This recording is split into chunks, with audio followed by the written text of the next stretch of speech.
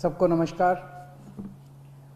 पिछले महीने जब दिल्ली में बहुत तेज़ी से कोरोना के केसेस बढ़ने लगे और हम सब देख रहे हैं कि ये वाली कोरोना की वेव कितनी ख़तरनाक है, बहुत ज़्यादा संख्या में इसमें लोग सीरियस हो रहे हैं, अस्पतालों की ज़रूरत पड़ रही है, आईसीयू की ज़रूरत पड़ रही है, काफ़ी ज़्यादा लोगों की मौत भी हो रही है।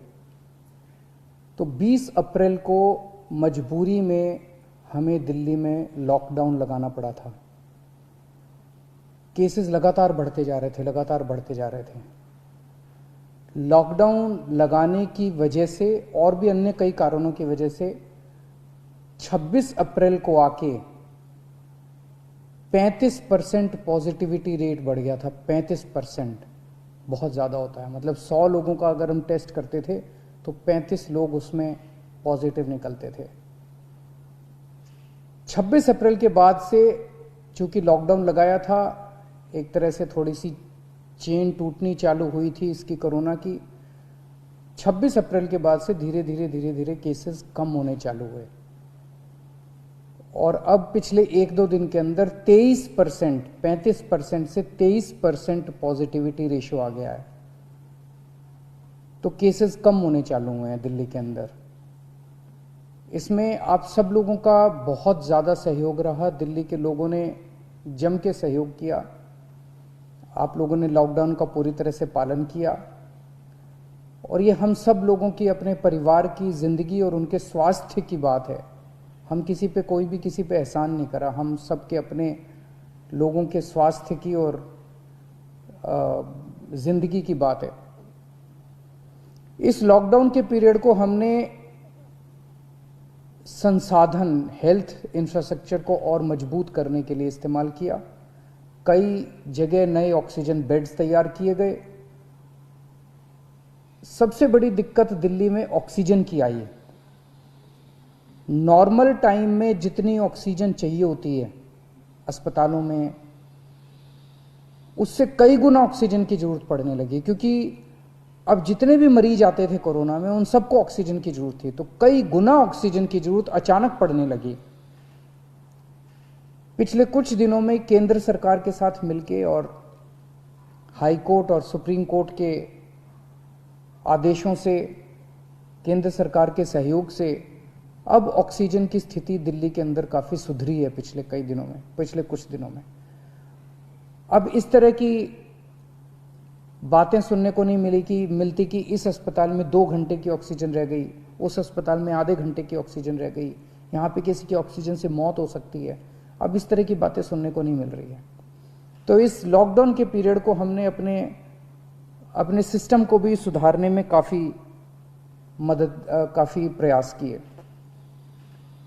पिछले कुछ दिनों से वैक्सीन को भी बड़ी तेजी के साथ वैक्सीनेशन का कार्यक्रम शुरू किया गया है।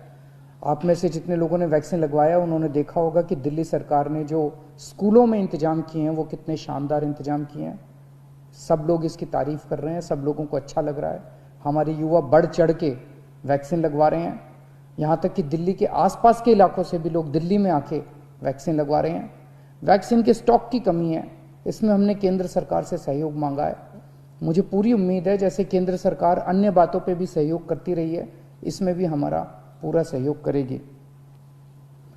पिछले कुछ दिनों में सब लोगों से मेरी बात हुई है, व्यापारियों से, महिलाओं से, युवाओं से, अलग अलग किस्म के लोगों से बात हुई है और सबका ये मानना है कि कोरोना के केस कम तो हुए हैं लेकिन अभी भी बहुत हैं। 23% अभी भी संक्रमण दर है। अभी ढिलाई नहीं दी जा सकती, अभी समय नहीं आया है ढिलाई देने का। तो सबका ये मानना है कि अभी लॉकडाउन को और एक्सटेंड करने की ज़रूरत है। अभी और इस कड़ाई को अभी थोड़े दिन और बरकरार रखने की ज़रूरत है, नहीं तो अभी जो हमने हासिल किया वो भी ख़त्म हो जाएगा। और जैसा मैंने कहा कि ये इतना मुश्किल दौर है, ये वाली वेव इतनी ख़तरनाक है, इतने लोगों की मौत हो रही है, तो जान है तो जहान है। अगर ज़िंदगी बचेगी तो बाद में और बहुत कुछ कर लेंगे ज़िंदगी में। सबसे पहले इस टाइम ज़िंदगी बचाना है।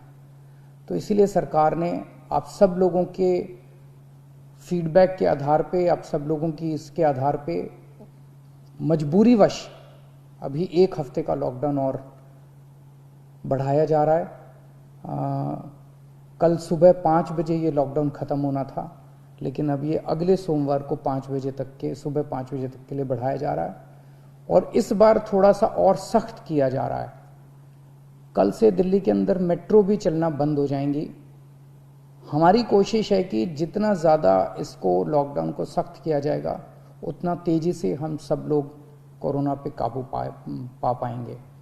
मेरी आप सबसे निवेदन है, जिस तरह से अभी तक आप लोगों ने सरकार का साथ दिया, जिस तरह से अभी तक आप लोगों ने पूरा लॉकडाउन का पालन किया, इसी तरह से आने वाले समय में भी आप सब लोग लॉकडाउन का पालन करेंगे। नमस्कार।